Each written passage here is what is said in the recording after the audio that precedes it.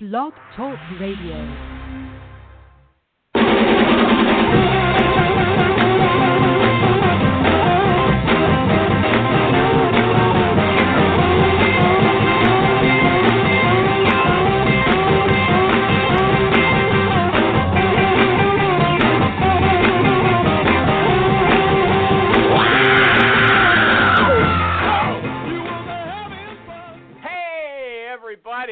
Recruiting animal here. You know, this phone sounds so tinny in my ear. I hope you have to put up with me just for a few minutes. Recruiting animal on June the 6th, 2018, 2018. Today is D-Day. In case you're young and ignorant, that's when the Western Allies invaded Europe in 1944. It was a great day. It was one of the greatest days in history, okay? It was a great day. But I got to tell you, I don't believe all the hype you hear about the greatest generation. You know, our parents and grandparents, they were really just very ordinary people. But a great deal was demanded of them by the war. And I appreciate their service very much. If you've seen Saving Private Ryan, you know that landing on those beaches in Normandy was like hell on earth. You could get picked off before you even got ashore. And a number of years ago, I read an interview about a guy who was a Canadian soldier on D-Day at Juno Beach, and he said that so much was happening around him on the beach that the only thing that saved him was his training. Because of his training, he didn't have to think about what to do. He just did it automatically. And I've spoken to other people who were soldiers, and they also told me that they were trained to be able to be awakened in the middle of the night and do what they had to do. You know, we hear a lot these days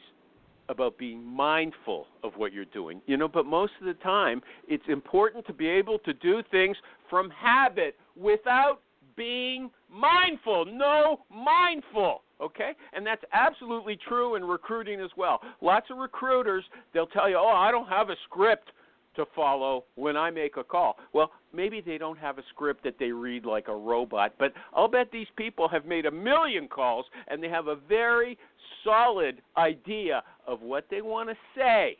So it comes out automatically, and they're free to focus on what's new in any conversation with their thinking mind, because their unthinking mind does the basics for them. You know what that means? You have to be mindless before you can be mindful. So when you read all these articles about being mindful, just remember that. And regular listeners know that we know about being mindless here, don't we, on Jerry? What show is this? The Recruiting Animal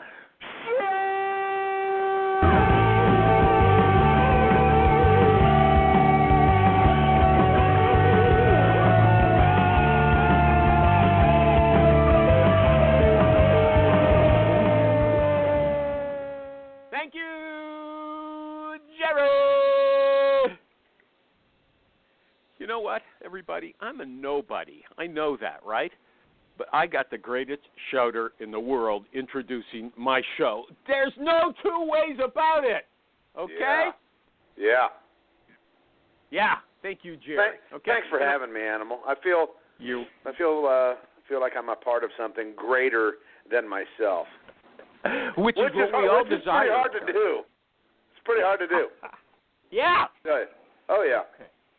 Okay, I want to thank my sponsors, Martin Snyder, the boss at PC Recruiter, the Swiss Army knife of recruiting software, and Nin Tran, the COO of HireTual, HireTual, the super-duper sourcing tool, and Nick Livingstone, not Stone, Ston, the CEO of Honeit, Honeit, the online interview technology. And we got a guest today. He's an Irishman, but he's calling from England, he tells me. I hope for good reasons.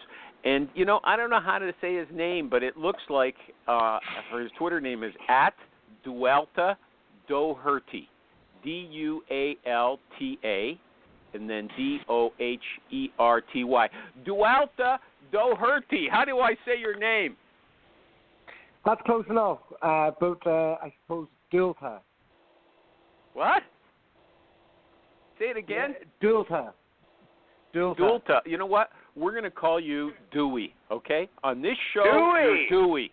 Yeah. Love it. That's American. Dewey it is. Dewey. Okay. Dewey now, on the bad phone. Yeah. Well, he's on an iPhone. Okay. That's How do I expensive. sound? And you sound lousy. I sound lousy. Everybody sounds lousy. Does anybody? Okay. There's lots of people on the line. Does anybody want to comment on the sound of our phones? Any comments? Any feedback? Okay or lousy? Please tell me. Jerry and Animal sound fine. Yeah. Okay, great. Yeah, Michael so G. back Cox is off, usually the Animal. first- I take these attacks about my phone quality from you. It's relentless. We've now had a professional you used to be the listener. greatest. Okay. I'm Look, catching up on your bras in Quebec high school story. Well, I'm going to talk to Dewey about that in a second. But first I want to say he recruits recruiters, which is very unique. I'm very interested in talking to him about that. And he's also worked around the world. I think he worked in Guatemala, and he set up shop then in Calgary in Canada, and he was in Australia. It seems like there's a bunch of Irish people that he knows who move to Perth in Australia and go into recruiting and then travel around the world doing the same thing. So he's going to tell us if you want to pick up your business and go and work somewhere else in Timbuktu, he's the guy who knows how to do it. Also, first thing I want to talk to him about, I listened to him interviewed by somebody else, and it became very clear that his wife, Charlotte, is the boss of his firm. She had a baby, so she's not working full-time anymore, but she still comes in once a week, takes a look at things, and tells him what he should be doing and what he's doing wrong. Am I right about that, Dewey, or am I overemphasizing her influence? No, it's not just my business, but my life in general. I do lots wrong, and she's there to keep me on the straight and narrow. Okay, isn't that he just wants to stay married? Yeah. Okay. What kind of computer do you have? That's an interest to me now. Dewey. So I traded in my Mac for an iPad. And I just run everything off a new iPad and an iPhone. You work on an iPad? I can't understand how that's possible. Do you type on it? Yeah, I've got a keyboard that's attached to it, and it works fine. Okay. I mean, most of what I'm doing is using Gmail and LinkedIn, so I find it fine. And all your files are online in the cloud. Is that right? All your files are in the cloud? Well, I don't actually keep a lot of files, but for the files that we do, we keep them in What do you mean you don't Drive. keep files? What do you mean? Where's the resumes? Rectorec's a bit different. I don't hold on to any resumes. Okay, what about the job descriptions? Where are they? On your little iPad? How many what's your storage space on that iPad? Hey, Animal, when you say on your little iPad, it's a very dismissive tone. It's 10 inches wide, okay, and not even half an inch thick. But no, you're using it more as an overpowering him on his technology must suck because it's not what you, the big Canadian guy, uses. I'm just telling you. I'm sensing. I'm giving him the opportunity. Lower the tone. Dewey is a nice guy. Don't make him feel bad about using a tiny little iPad. Okay. Well, explain it to me. Jerry, I'm curious. Just like Animal asked, where does he keep his files? I mean, how can you not save your resumes? I don't understand that. Me neither. Will I explain? So we're waiting. You asked two questions. You asked two questions there. You asked about job descriptions and you asked about resumes. For the job descriptions, we work with a lot of similar type firms, so we try and be as niche as possible. We recruit 360 agency recruiters. They're usually quite similar in their tenure, in what they're recruiting, and how they go about it. So I don't really need to keep job descriptions as such. With regards to resumes, it's very hard to kind of. I could keep resumes and call through it, but I do a lot of my stuff through LinkedIn and keep all my data there. You do what? Where's your data? Well, I use LinkedIn. I've LinkedIn and I've 30,000 connections, and and I keep any of the phone numbers that I get. I put them into WhatsApp, and I use WhatsApp to communicate and to do that side of it. Cool. So you use what? What's up? Is that what you said? What do you use? The animal, what's Jerry, your problem here, man? I can't hear him. I can't hear the guy. He is speaking English. WhatsApp? Clearly. I think Animal's the only one that's having problems here. Yeah, seriously, it's ridiculous. So maybe it's embarrassing. Animal, maybe I'll take you back. Maybe I'll take you back a step. I'm a classically trained recruiter. I did that for a big agency where we stored resumes and ran things in the traditional manner, meeting our candidates, meeting our clients, doing all those steps. And I set up my own a few years back, and Rectorac is very different in the way that it operates to running a standard IT recruitment business or a finance recruitment business. And yeah, that's it. You know, maybe I should call in. Maybe I have to call. I hate doing that, calling in again. Oh, you know what? I got this question Jerry mentioned. Do you think, like, back in the 70s, it was a big deal about burn the bra, and then women felt they had control of their own bodies? Today I read an article that in a Quebec school here in Canada, it's a big question now whether the girls have to wear bras. Can a woman get away with not wearing a bra to an interview, in your opinion? Or is she going to be dictated to by men? This is William Tincup, and I'd like to direct you to a wonderful limited series podcast that Ryan and I recorded live at the ERE Recruiting Innovation Summit. We sat down with 20 recruiting and TA leaders from around the world to hear what today's best recruiters are doing to stay sharp, stay relevant, and stay ahead. It's called The Talent Shift. You'll love it. You'll find the podcast wherever you get your podcasts. Listen, like, review, share. Do you? That's a great question. Hey, Dewey, I would leave that one alone if I were you. Just we can do whatever we want. This show just breaks new ground, doesn't it? Just saying. Can we get on with the show? I got work to do. Okay, well, Alan, do you have an opinion about that? You have your bra on, Alan? Yeah. What about the bra? Your bra. If a woman came in, anybody here can answer. If a woman came in, she wasn't wearing a bra, is she going to be ruled out, or, if she got good qualifications, is it an issue? Well, it depends. Anybody? If you're like me, you don't need one. I mean, how do you know if they don't have a bra on, Animal? I mean, do you ask? I mean, what are the telltale signs of a braless woman in an interview? How would you know? Okay. In the first place. I'm not going to get into that detail. Okay, I'll move on. What about shorts? What about a man who's wearing a suit? One of those, like I posted it, of LeBron James. He's wearing an expensive suit, but it's got shorts, like they have in Bermuda. They wear those Bermuda shorts. Is that okay, Dewey, in an interview? Depends what you're recruiting for, really. I suppose if you were in one of those funky digital media agencies, I'd say you could get away with that. No, I meant your candidates. No, mine have to be suited and booted. Okay. So you recruit recruiters, and I'm going to do what Alan told me to do. Who are your clients? What titles do you work with in a company? Is it the owner of a company, or do you place people in corporate organizations as well? Who are your clients? Okay, so I started my career at Robert Walters, and they're a large UK international recruitment business. And when we started our agency, Charlotte, my boss, as she pointed out, she was working as an internal recruiter at another agency who were similar to Robert Walters. Now, we mainly work with UK-owned recruitment businesses that are based around the world. We're doing lots in America right now. So that would be the specifics on the actual client type. Hold on. These are all global companies? Is that what you're saying? The companies you work for, they're global? So they kind of fall into a couple of categories. Most of them are global companies, but say if somebody has set up has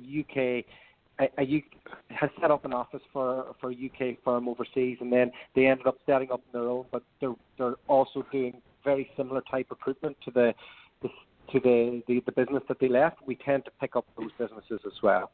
So not just major global ones, but people that are quite Okay, specific but in the is way it that they do things. strictly third-party agencies? Yes or no? Yes.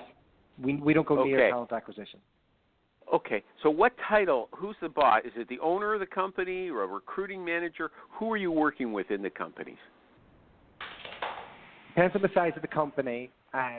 Mainly, I'll have a relationship with either, if it's a small company, usually the owner. If it's a medium-sized company, usually the director. And if it's a massive company, it's whoever's hiring at that moment. And then there's a lot of liaisons that happen with maybe a talent acquisition person in the middle.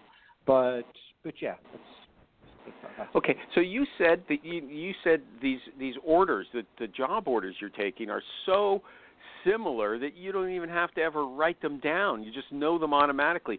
What are the hiring managers you deal with looking for when they want to hire a recruiter? Give us five points or three, whatever you can think of. Yeah, so America and the UK are slightly different in the way that they operate. Old school American headhunters,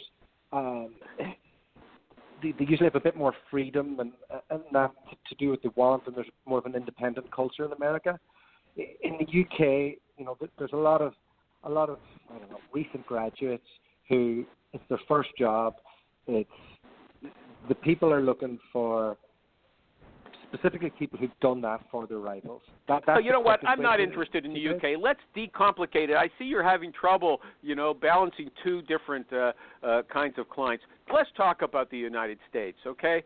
What are they looking for in a recruiter? Give me 3 points. You said you know them so well, you don't have to write them down. Don't make me beg.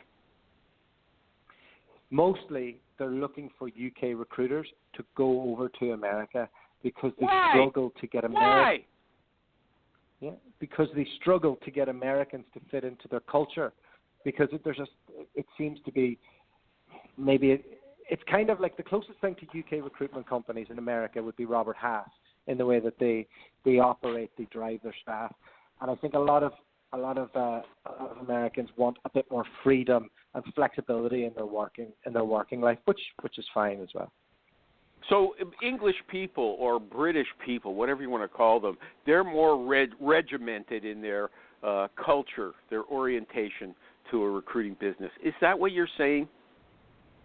Yeah, absolutely. And it kind of comes down to the fact that a lot of them are 360, so they're doing the clients and the candidates. And I know small businesses do that in America, but a lot of the large ones are more 180, where you just do candidates or you just do clients. So they find it very hard to get Americans to fit into their culture. And then anybody who's doing a headhunting business in America, a proper old school one, look, they're usually on a better deal in terms of the percentage rates that they have and all the rest. So there's a bit of a gap there, and I fill that gap. So how do they get to import low earning people from overseas into the United States? I don't understand that. How do you get them in? Illegals? Yeah, absolutely. It's on an E2 visa, so yeah, they just need to have a few years' experience, a degree, and then obviously they need to be really good for the company to take a shot at them. Yeah. Jerry or Alan or everybody else is American. Can people come in? You could import a recruiter from England? Like there's no recruiters in the United States? How does Trump allow that? Nobody's taking me up on that. Okay. So what stupid things do these hiring managers you're dealing with? What do they ask for stupid things and you have to wrestle with them to, get realistic? Yeah, for lots of stupid things. Usually they want, only top performers, and then they don't want to offer them big money.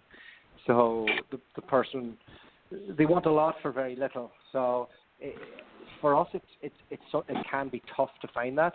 But if somebody's working in maybe Northern England, they're not going to be earning that much in comparison to what they could in America. So there's a really good sell there, and we tend to work what I'm looking for. No, you're getting off track. The show's going downhill. Nobody's even asking you any questions. I thought they would because you're recruiting people just like them.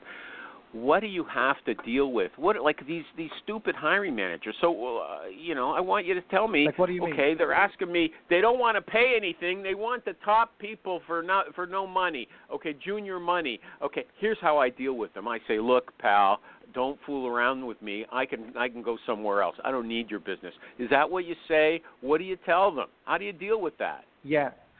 Yeah, pretty much. I mean, we deal with who we want to. Like, the candidate wins in our business. So if you get a good candidate, they are going to take them.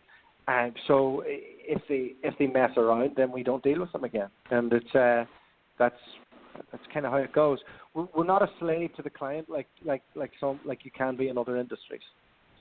Okay, so you'll walk away from a client if you find them difficult. You'll just walk away. You're not going to even bother trying to teach them what the real world is like. Is that what you're telling me? Hey, listen, well, Jerry, Alan, Michael G. Cox, help me. I'm dying here, okay? All Should right, I move all on, right. ask another question? Should I ask another question? How do you bill your fee? Because most of these positions Get are off the speakerphone. Pick up the receiver. Come on, you know better than that. Oh, geez. Well, did you ask him if he's on a He's mobile? on an iPhone. Yeah, we cleared it, okay? Oh, all right. All right. Since most of these are probably base plus commission, how do you bill out on your fee? Do you bill out as an estimate of the first year, or how do you do that? Good question. Unfortunately, yeah, it is a good question. If I was able to bill out as an estimate on the first year or a trading fee, I would, but these our clients don't let us, so we just do 20% of the first year annual salary. Some idiot. Who's doing that? I guess my question and argument there would be, isn't that a bit low? Because if agencies normally pay a pretty low base and then make it up on the commission for motivation. So I mean, what are your typical salary ranges you look at? Because I mean, in America, I would think it's somewhere between 50 and 80,000. Yeah, that's it. So it's 50 and 80,000. Probably more like 65 and 80,000. Okay. Okay. So area code. What area code average is 203? Area code 203 was making that noise. Who is that? 203. Connecticut. Thanks, Rich. Okay. Anytime. So finish up, Alan. Come on. I'm bored myself. Come on, let's get going. Okay. Ask me something interesting, and I'll give you an answer. And what's the most challenging search you've done recently, and beyond the normal stupidity? And the second question, since Animal's bored, what sectors do you see your clients you know what? Don't focusing pile on them up. most? Don't pile them up with a stack of questions, one at a time, as simple as possible. Okay, so keep it I'll moving I'll fast. Okay. I'll go to the sector one first. I'd say the busiest areas for our clients in the US are obviously technology, financial services, and pharma, and that's the main bits. Okay. Okay. And so your people who you're placing in those fields, do they have to be working in those fields before you can place them, or do you place people, recruiters who are working in one field and then move them to another field? So they have to start up. 90% of the time, they have to be from that industry space, so they have to be doing finance. Sometimes we're able to. Pharma's a tough one to find recruiters in, so sometimes the client can try and make a case and get somebody from another industry, but then the visa might be a bit tricky then, because you have to prove expertise in order to be able to get the visa. Well, and also follow on to that. Do you ever look for, say, salespeople in pharma who, for whatever reason, got burned out on it, and they've already got a lot of the contacts? So does that make for a good recruiter? Yeah, absolutely. That would be ideal. It's not what I do, because we mainly do the international piece, but those our clients would be absolutely interested in those type people. But again, it comes down to culture. It comes down to what size of a business they'd be suitable. Yeah, got to do an ad. Hey, everybody. Jesus Christ. Well, you know what? We're not on track. This guy's got a lot to tell us, and we're just not doing it right. I got to put an ad in here, okay? PC Recruiter, they're my sponsor, okay? And here's something I saw on Quora. that made me think of them. This person was writing that recruiting is fragmented. Okay, one recruiter is recruiting salespeople in the travel industry. Another is doing contract technical recruiting in the data space, right? And the difference, according to this guy, was night and day. So he said it's hard to say which applicant tracking system, which recruiting software is going to be best for those guys. It depends on the kind of work they're doing, right? That's what the experts say, but that's not PC Recruiter. That's where they stand apart. They're good for all kinds of recruiting, all sizes of recruiting teams. And you know why? Because PC Recruiter is configurable. They are adaptable. They don't impose their ideas on you about what your workflow is supposed to look like, what your software should be. You get to shape it and suit the way you work. You control it. And if you don't know how to configure the software yourself, they've got a fabulous support team to help you. Every guest who comes on the show who uses PC Recruiter says so. Doesn't matter if you're a member of a big team in a big company or you're a solo recruiter in your mom's garage.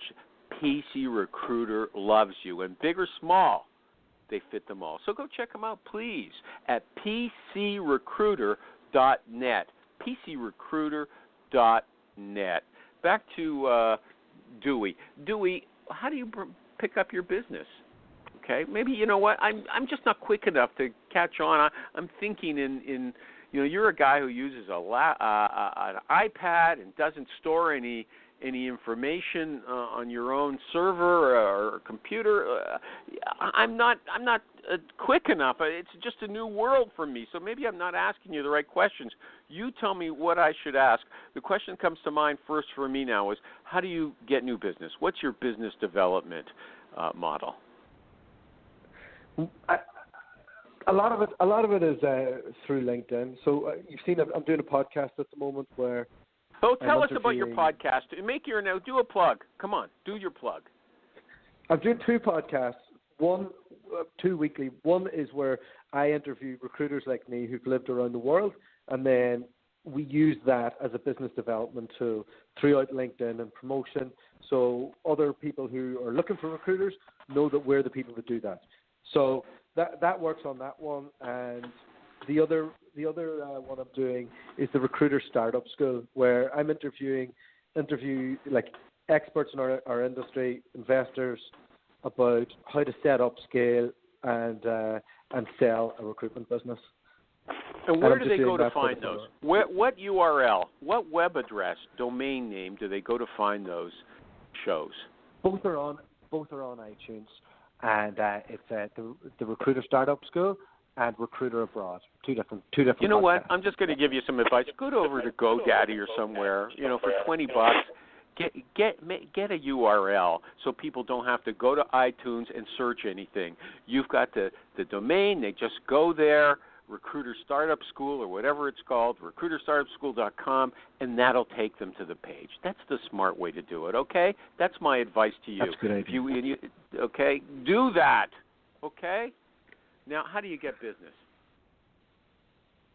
By finding the best candidate and bringing them to market. So what do you call a bunch of companies and say, I've got this candidate on the go right now? So, it just depends. Whenever we started, it was much different. Like, I've been doing this same desk for 3 years now, so we have so many clients. It's not that big a challenge. But when we started out, we had none. So we mapped out who we wanted to work with, and then whenever we got a good candidate that said wanted to go to America, then we'd connect with the client on LinkedIn, we'd message them, we'd send the profile, we'd then follow up with a call if need be then, and then go from there. And normally, if the candidate's good and you've hit the mark, they come back, and then it's just about service from there on. Okay. So when I was an IT recruiter, it was a bit different. Yeah. What did you do when you were what did you say? When I was an IT recruiter, it was a bit more. It was probably a bit more the way that everybody else runs their desk that comes on your show. So first, let me go back to this. So when you want to pick up new business, you don't get on the phone. You go to LinkedIn, find that hiring manager, and contact the person there. Is that what you're saying? You don't pick up the phone? That's the first thing I do. I mean, I believe in using every weapon that you have. So you had Rich Rosen on your podcast or radio show the other week. He's on the line. Really good. He's just quiet. He's on the line right now. I'm right here. I'd love him. Can you tear this guy to shreds if you don't like what he says? I saw how tough you are yesterday with the girls. Okay. Now you got a man. And I was really impressed with his interview. But it's all that stuff is what anybody should be doing, and then on top of that, the digital marketing side of what we do as well. If you were to combine both sides, you probably have the ultimate performing recruiter. Okay, so what you've got is you contact somebody on through InMail? Is that what you're using? InMail, or you just message them when you try to, ask them to join your network? You message them. First thing I would say is we have a process where we connect with people within our niche. So we make sure, me and my 3 assistants, we make sure that we're across everybody we can be in terms of the clients and in terms of the candidates, and we make sure we're in their news feed. So that's the first thing. So then they get to know. How do you do that? Content. How do you set that up? How do you initiate the relationship? Let's get nitty gritty here, okay? How do you initiate the relationship? I am getting nitty gritty. No, you're not. How do you connect. initiate the relationship? The first initiation comes on a connection on LinkedIn. Just send in a connection request. After what do that, you say? What do you say? What do you say? What do you say to establish the connection? That's nitty gritty, okay? Let me teach you how to speak English. Be great to connect. That's all I say.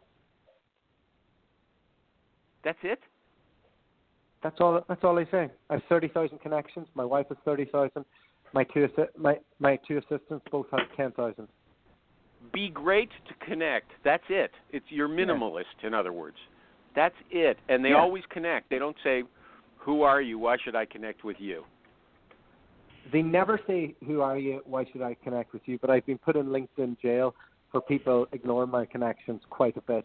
But what will happen is we'll go through so many people on LinkedIn and they're all going to be specific to what we want, and then they'll like our content, they'll like our statements, and then other people then will see it, and then we'll try and connect with them again, and then that there creates at least the first initial bit of trust. So the first bit of connection, the second bit is how do you get out of LinkedIn jail? How do you get out of LinkedIn jail? You have to email them and promise you'll never do it again. And I've done that. But you said you've been in a few times, so they know that you're a repeat offender. Is that right? Yeah, they do. Yeah. And they still let you out. I mean, they still let you out. Yeah. They have so far. God bless them. Aren't you worried? I would be nervous if I were you. If that sounds like LinkedIn is your primary tool. Yeah. I mean, yeah. I suppose I am, but it's just part of the process. And until it are you using a tool? Are you using a tool like Duck Soup, or are you just making these connections manually? I would say I use my virtual assistants mainly to build up their LinkedIn profiles. They're doing it manually. They're not using Duck Soup or anything like that. Automated. No. I wouldn't put any tools into LinkedIn because I'd be worried that they would get really serious for that. And when I say LinkedIn jail, I mean I haven't been put in the LinkedIn jail. I've been forbidden from sending connection requests, and then I go and I ask them to let me send connection requests again, and then they let me. That's it. Okay. So now you've got a candidate, and you've got a bunch of connections on LinkedIn. What do you do then? How do you present the candidate to somebody who might need it? Yeah. So I suppose what I do is very niche. So every UK recruitment company that's built, they're built to scale, and most of them are built to sell. So they need to hire. They need to hire people. They need to hire the best people. And when I send them, when I send the resume in, then invariably they'll either come back. If they don't, I'll give them a call, and I'll say, "Hey, sent you that. What do you think?" And then we'll have a bit of a chat, and then usually they'll become a client if we can agree terms, and if we can't, they don't. If you're looking to explore fresh perspectives, dive into compensation tech, or just enjoy a lively conversation and debates about the evolving world of total rewards, you're in the right place. Welcome to Totally Rewarding Chats, where we discuss the future of compensation, benefits, talent, and all things HR tech. I'm Sean Luchins, VP of Product Strategy at Salary.com, bring years of product and development perspective. Joining me is the bow tie wearing, comp tech loving, experienced guru Paul Ryman, founder and managing partner of Novo Insights. Together, we'll be jamming with guests and sharing candid, unfiltered conversations about total reward strategy, compensation technology, talent trends, and anything else we find interesting in the world of HR. Okay. And I got a question for the guest. Yeah, go ahead. I got a question for the guest. Yeah, this is Rocky, by the way. Ahead. Hey, so after you make the connection on LinkedIn, this is Rocky. Rocky, yeah. okay. After you make the connection on LinkedIn, right, and you're saying, hey, whatever, we have people in common or whatever, what's usually your sales process after that point? Do you ask them about the weather? Do you go into relationship building, or are you just strictly pitching after that point on LinkedIn, or following up with a sales call? What do you do? That's a good. It's a good question. I let it sit for a while, so I'll make sure that they're a connection for a couple of weeks at least, and that they'll see stuff that I post in there on the news feed, and they kind of get familiar with me because I'm pretty active. And then after that, then I'll probably send them a link to the podcast and say, hey, look, here's a podcast I'm running, thought it might be interesting to you. Have you ever thought of a move abroad yourself? And then they'll come back and say yes or no, or oh, thanks for sharing, that's really interesting. Mm-hmm. Okay. Well, picking up what Rocky, 1 sec. So you said you're very active. You put stuff in the news feed all the time. What kind of stuff are you putting in there? Just links to boring articles? No, a lot of it will be like I'll say something controversial, or I'll say a statement that might be like a juxtaposition, or I'll say something that might annoy talent acquisition people, and they'll all attack me. Or I'll say, like, for example, I'll say, you don't need to meet your candidates anymore. You can recruit from anywhere. And then before I know it, 50,000 people have viewed it, and there's comments, and people are getting aggressive, and then you just kind of have to go with that. And then so that would be one thing. And then others, I would obviously post the quality content that we put out there to the podcast as well. And then I would comment on other people's. I would follow a lot of other people who have big profiles, and I would comment on their stuff, and they would comment on mine. And usually the joint networks get it out there to LinkedIn a bit better than if it was just me by myself. Oh, so the controversial stuff you post is you don't have to meet your clients anymore. That's one topic. Give us another one. Cold calling is dead. So you believe that, right? You believe that cold calling is dead, right? No, I don't. No. But I would say that just to get a bit of a rise out of people. Or I would say, do you think cold calling is dead? Should we all be? I would say, should we all be developing an inbound solution right now? And then you would get all the old school recruiters hammering me, saying, what do you mean the phone's dead? The phone's not dead. I don't think the phone's dead. I think every tool works. Like the phone is there, but it's even better if there's trust before the phone call. But you're not doing anything to build trust except posting these supposedly confrontational declarations. It seems to me. You send the guy, hey, I want to connect with you. That's it. Okay. Then you don't do anything like Rocky said. You don't make any attempt to build rapport. You just post these. You assume the person's going to get to know you from the news stream, right? That's just that. I said I create content. I send them my podcast that I've done. Now you've got the podcast, yeah. But that's fairly new. You're well established already. That's really just new, right? Yeah. No, it is. But it's definitely, we've had to evolve our game as LinkedIn has changed its algorithms. It used to be enough if you just put a nice picture out there, and LinkedIn would give you like thousands and thousands of views. But now you have to really be on your game to get it up, and it's constantly evolving, and we're trying to get better at the marketing side ourselves.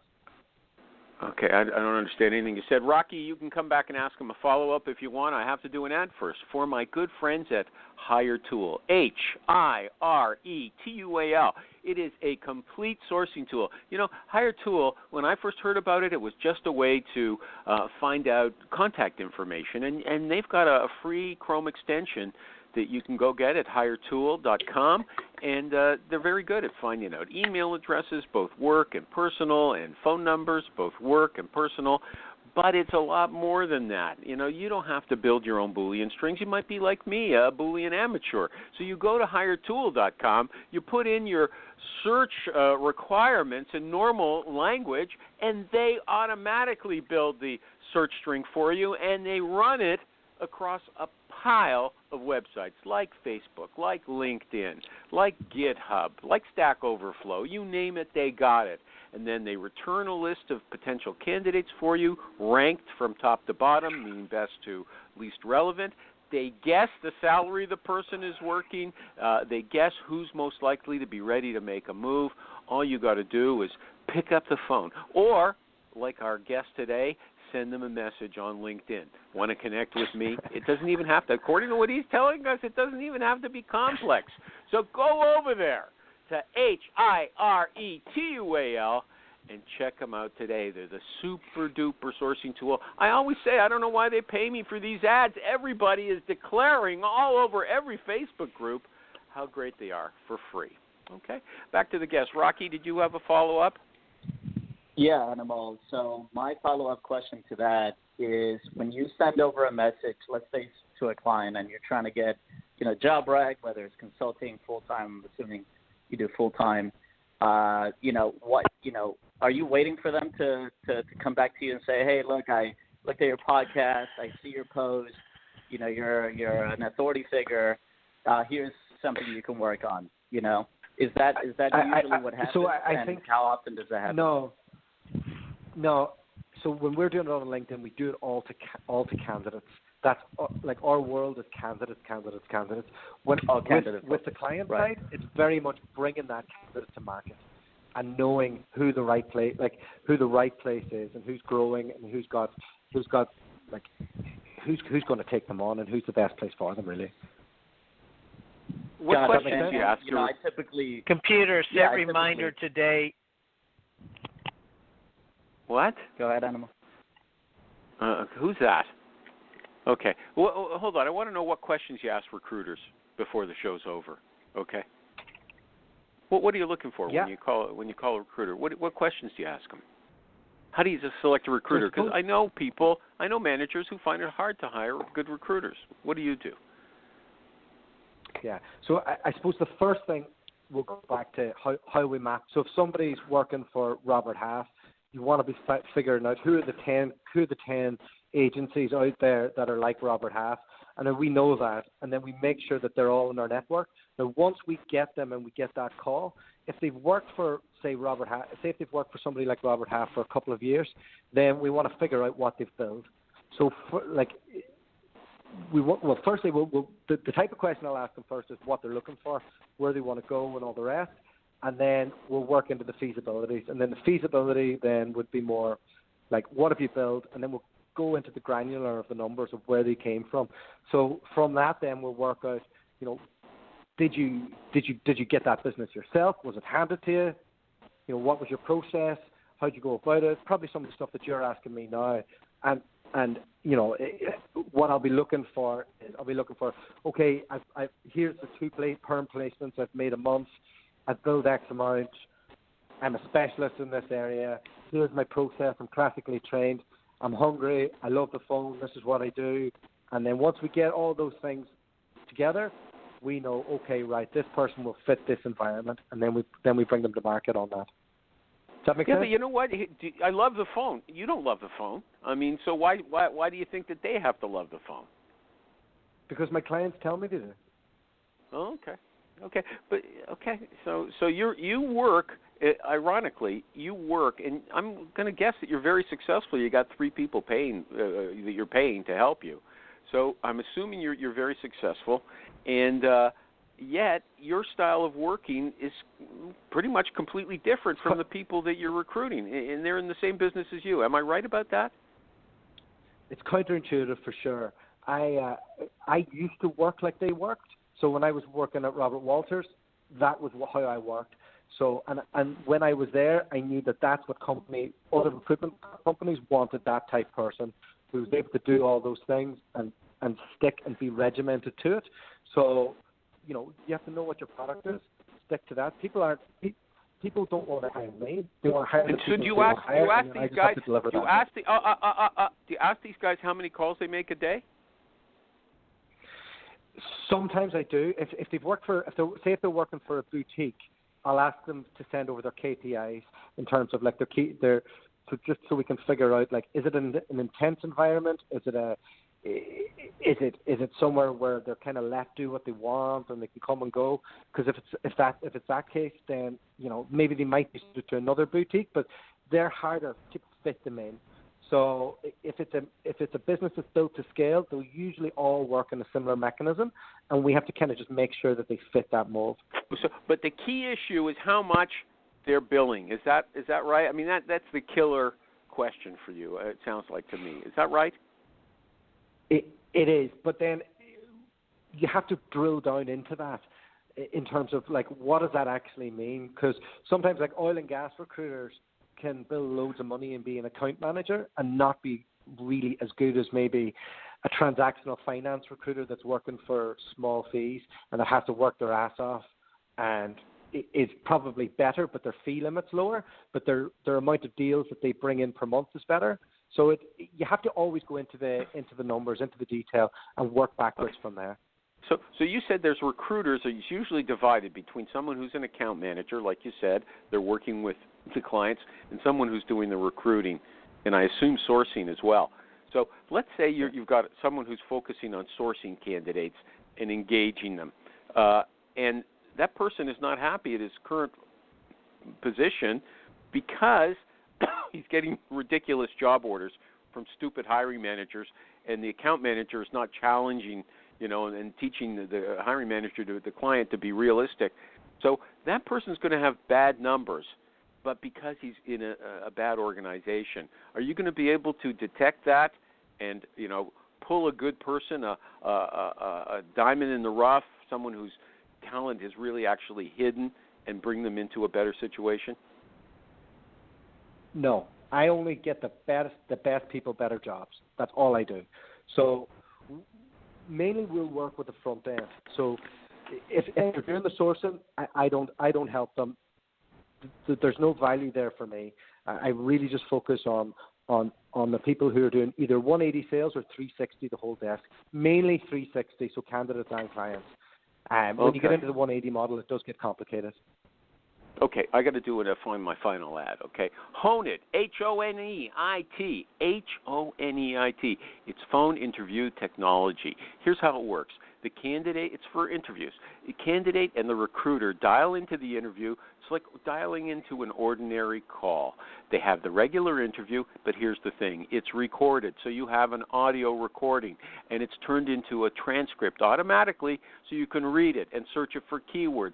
You don't have to worry about taking notes. This is what Nick Livingston always wants me to tell you. You don't have to worry that you're going to miss something.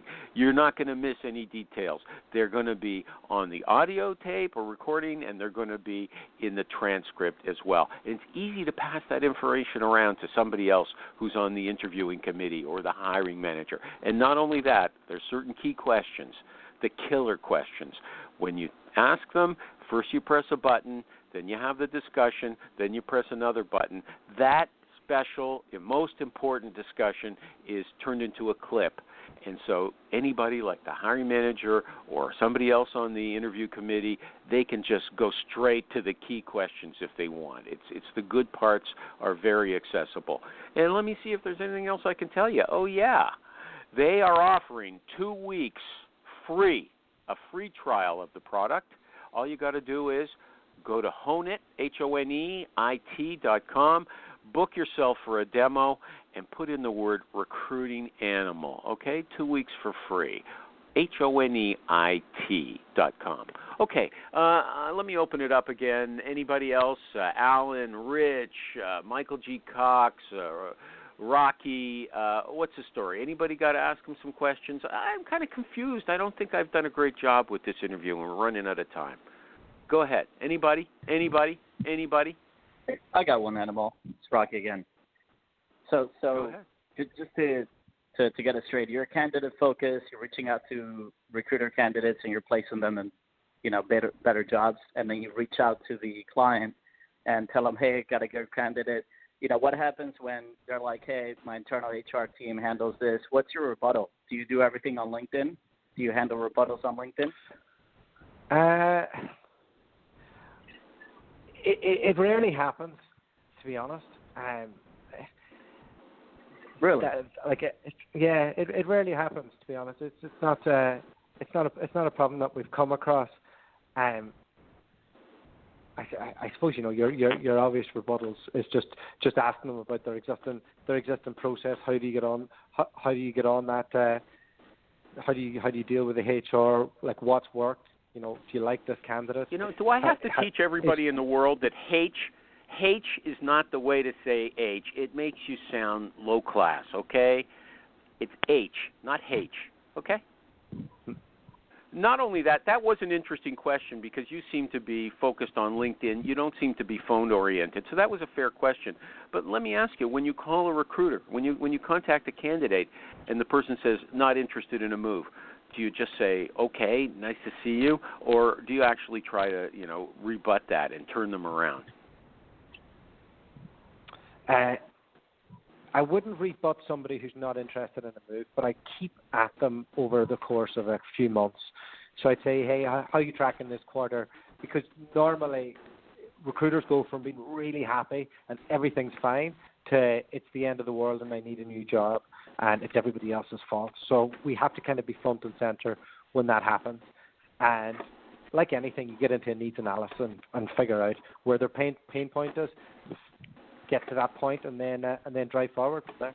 What are the usual? First of all, nobody. How come no one's talking? I've never heard anybody on the show in 11 years say what you just said. That these guys are like manic depressives. One day it's great, the next day it isn't. They blame everybody else and they want to get out. I've never heard that before. I want to know if the audience agrees with that. Secondly, how do you figure out their pain points? What questions do you ask them to get to the? And I assume this is on the phone already. What questions do you ask to find out about what's wrong? Why would they want to make a move? Did you want people to answer the first question first? No, you answer the second question first. Let somebody else come on and fight with you if they have the guts. Go ahead. So remind me of the question. It was what do I find out? Rocky just said he said call up a client and they say no interest in. So I'm saying, what about if you call a candidate no interest? And then you said, okay, but I won't fight with them, but I'll keep coming back and try to find out their pain points. How do you find out their pain points? What do you say? Well, I'm talking about getting granular. Sure. What words do you use? Yeah, I'll get granular. Yeah, no problem. I'll always have their LinkedIn profile up in front of me. So I'll ask them how their performance is going right now. And I'll figure it, and I'll say, okay, great, that's all right, or it's not going well. And if they let me in and let me know that there's something wrong, then I can get into the why and the how and all the rest, and then go from there. There's always, if somebody hasn't been promoted in a while, that's a question. That's a question to ask. If you're asking them how they're tracking for the quarter, and then they tell you the number, you can ask them, well, why is that low, and would you ever want to move? A lot of my stuff is them asking me, what will I need to do to get this move, and then I'll be able to deliver from there. Okay. Do these guys lie about their numbers? So that's a really good question. Some people do lie about their numbers, and the way that you kind of go about that is I assure them that our client will be looking at their tax returns, and they will be taking references at the end of the process. So you may as well tell me the truth, because if you do lie, then it's going to come out in the end, and you're not going to get this move. Who are they checking references with that would actually know their numbers? So the first bit that they'll do is they will get the tax return, so they'll be able to work backwards themselves. And then at the very end, once the visa's approved and all the rest, sometimes then they take a reference. So they take a reference just before the visa. So it does get complicated if it's an international move, and it'll mainly come out from that tax return piece. From the tax return, because you check references with their current employer. Is that what you're saying? Only at the very end of the process. So wow, I've never done that. Never.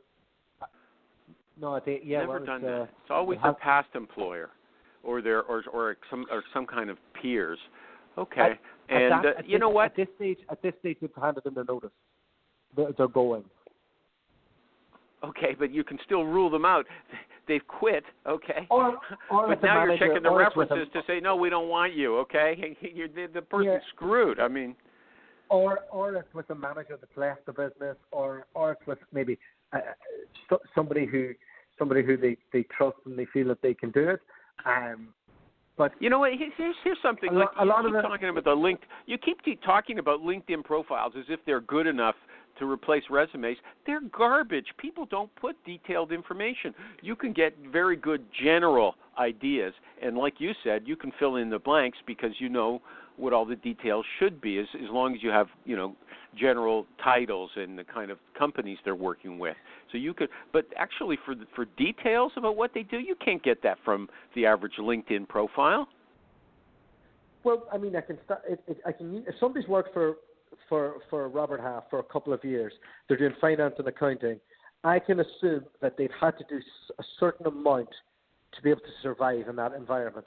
I'll then work backwards to find out what that was, because I've been in those environments, so I'm able to ask the right questions in order to get to that point. And you just use that as a guide. I don't see how. I mean, it's different if I was to be going through an IT engineer and going through maybe some of the different languages that they're able to do, and ask them about their methodologies and that side of it. It's just more complicated. I got to tell you, you make your job sound like a piece of cake. I got to tell you, it sounds so easy. Like nobody ever says no, and you don't have to talk to them. You just send them, connection requests. But recruitment is simple. Like people just overcomplicate it. Okay. If you work with people within your niche, if you map out, if you know 2,000 really good candidates, and you have an ABC list of clients, and you're specific to that, and you've worked for a while to get to that point, then it's just about getting better people, getting the best people better jobs. Okay. You told me you want to talk about the future of recruiting. I find that a boring topic, but go ahead, shoot. Well, no, I'm curious to what people out there on the call think's coming next. No. Like I don't want to know what they think. You're the guest. If you don't want to talk about it, that's okay with me. It's a boring topic. We got chat boxes. Who cares? Okay. I mean, that's hardly a way to ask the question. If you want to ask me a specific question about it, I can answer it. It's your responsibility, host. No, you better worry if you're doing a podcast and you're okay. Anyway. Well, boy. Let me see. Okay. Do you ask for referrals on the first contact? If you call somebody up and he or she says, I'm not interested, do you say, who do you know? I do, yeah. You do, because lots of people say, no, you got to build a relationship before you ask for something. You don't believe that, right? Finding a great career has always been a challenge. But today, with the massive changes underway in just about every sector of the economy, in just about every country in the world, finding a great new career is even more challenging. And if you're a student, recent graduate, or someone else early in their career, it's even harder for you because you just don't have the experience that those who might be 10, 20, 30 years older than you have. The answer?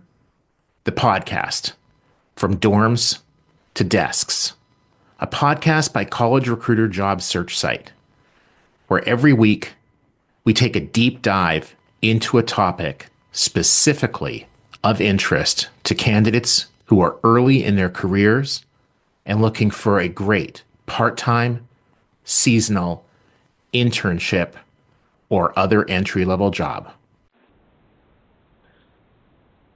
It depends on the call. It depends on how it's gone. Like if it's a call and I think, oh, that hasn't gone too well, I'm not going to ask. But if I've got on really well with them, and a lot of the times I do, then yeah, I'll ask them if they know anybody else.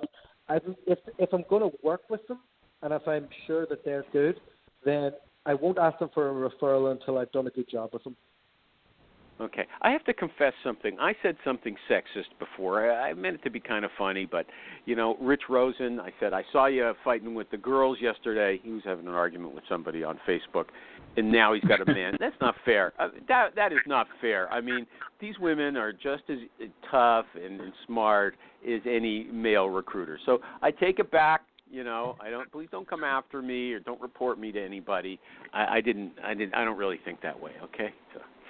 Anyway, well, I was trying to get Rich to say something, but no, he's too busy working. Just like Jerry. Jerry came here for the shout and then says he signed off.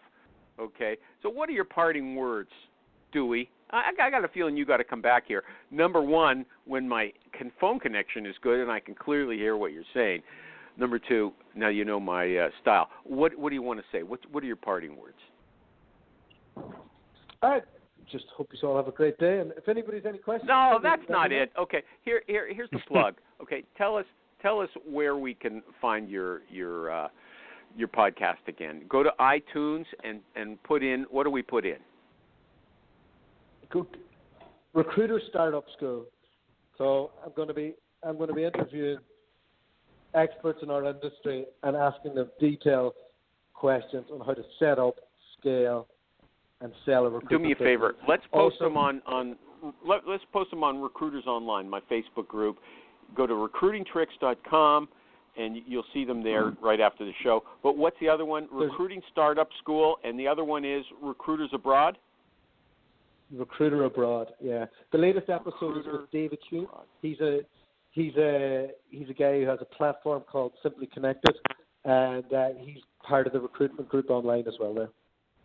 Okay. Next time you come on, and there's going to be a next time, I just didn't want to hang up and call back in. It makes me feel nervous, but I should have, because I know I'm not my regular self when I'm struggling to get the details of what the person is saying. Dualta,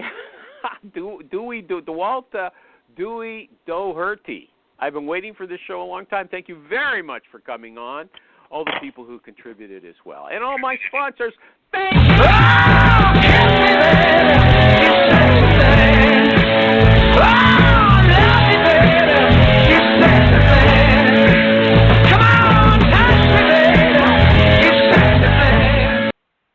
Jerry's back. You showed up. Well, now he's not answering. But I see his phone number is hooked up. I've been back. Well, you didn't say one word. I saw you sign off. Because you didn't open my line. Something happened. I got disconnected by the crap. Well, I run a business here. Well, I came back and I let Phil on. Phil is still on in England. I let him on. I didn't see you. You're after him. You must have come back 5 minutes ago. Nope. Thanks for the support. I was here at the beginning of the show. I'm here at the end of the show. Yeah, for 5 minutes, and at the end for 5 minutes. Thank you. No, man, well, you know what? Dude, if you're going to try to script me out of half my pay for today, I will not. I'll go to the labor board. No, you know what? I always play you. You're never around, but I always play you at the end of the show. So here goes. Bill was okay. Animal was okay. But the show itself, same old thing. As a recruiter, there's nothing I'm going to now take to my desk, and I am in a state of constant listening, learning, and applying. That's my thing. I got nothing from this show. I'm not going to do anything new. That's what I'm looking for in my learning phase of my career. Thank you, Jerry. Thank you.